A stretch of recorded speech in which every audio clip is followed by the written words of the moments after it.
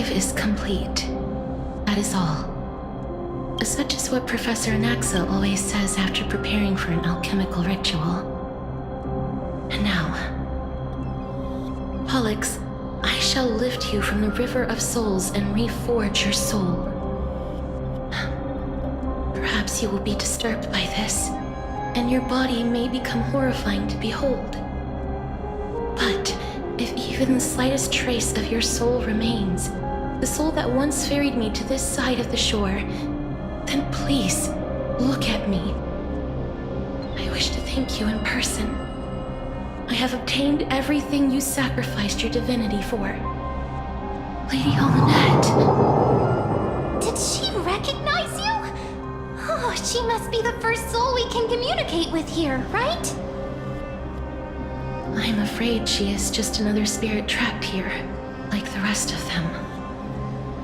The only difference is that I was there when she died. Please, go on. I'm listening. Are you about to tell the story of Styxia? Yes. You're just as smart as I imagined, but, never mind. There's no need to worry, Elder. Take a look around you. You're already at the resting place of the dead. The world of the dead?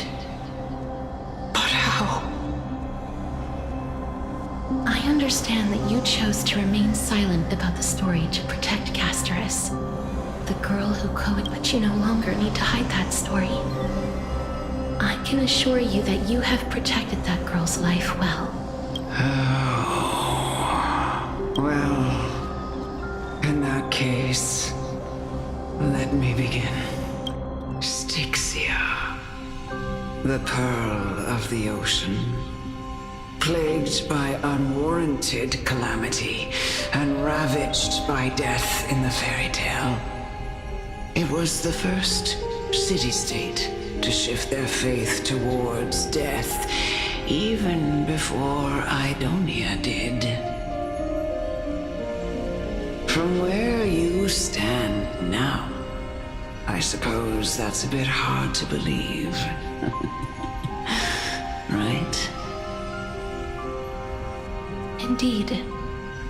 I cannot imagine that those from the era Chrysia, blessed with eternal life, could ever yearn for death. I have pondered the same question, child. But I am afraid there is no clear answer to it. Journeys and epics are only glorious and magnificent because all things eventually fade to dust. That's how someone once explained to me why death is necessary to the world. But I still can't take that as the final answer. Would a world without journeys and epics be worse off? I take it the one who spoke this line was a general, or perhaps a warrior. I, however, did find some inspiration in these words. Would you like to hear my thoughts, Casterus? Please enlighten me, Lady Almanette.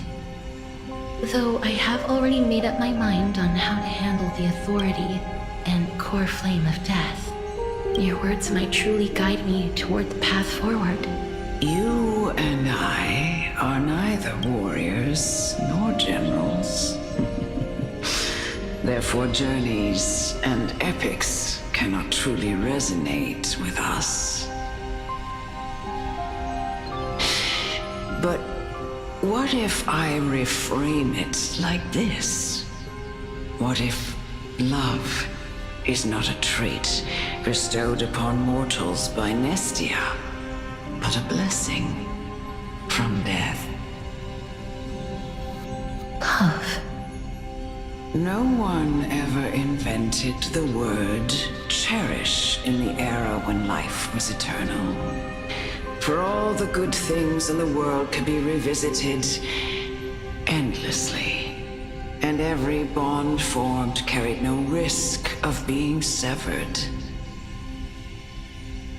The so-called Era Chrysia was an age devoid of both virtue and sin. People did not truly live. They simply existed, going through the motions without passion or purpose, then waiting for something to happen. Perhaps the people of Styxia chose to embrace death not out of fascination with its cruel and fearsome side, but instead became fixated and obsessed with the impulses and desires tied to a finite existence. Therefore, death is not a thing of fear and desperation, but... That's right, Casterus. It is the reason we shed tears when parting ways, and also the original spark that ignited the passion of mortals.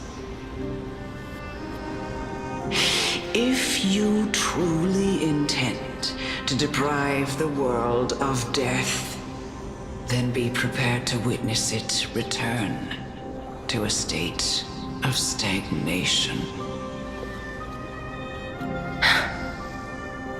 I understand, Lady Amunet. Our limited lifespan shapes all that we know and love.